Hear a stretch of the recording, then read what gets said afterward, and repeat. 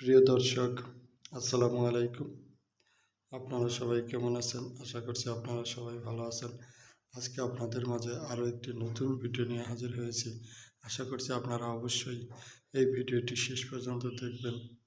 আপনারা দেখতে পাচ্ছেন আমার হাতে একটি ছোট প্লাস্টিকের টব ফুল গাছ। আসলে এই গাছটিতে কিন্তু কোনো ফুল নেই, শুধু পাতা দিয়েই এই টব গাছটি তৈরি করা হয়েছে।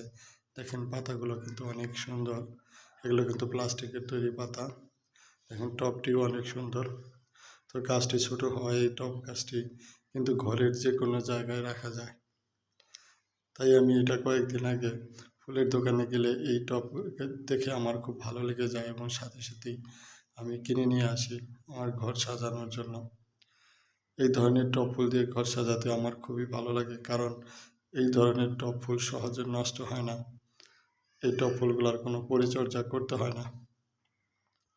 তাছাড়া এই ধরনের টব ফুল চাইলে আপনি bedroom, drawing room, dining room, পড়ার টেবিল অথবা ডাইনিং টেবিল যে কোনো জায়গায় আপনারা শোকেজের ভিতরে বা বাহিরে খুব সহজেই রাখা যায়, কারণ এই টবগুলো ছোট এবং ওজনে হালকা, তাই এর জন্য আলাদা কোনো জায়গার প্রয়োজন পড়ে না।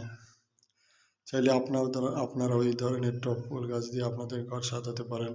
আপনাদের কাছে শুধু পাতার তৈরি এই টব গাছটি কেমন লাগলো আমাদেরকে কমেন্টস করে জানাবেন।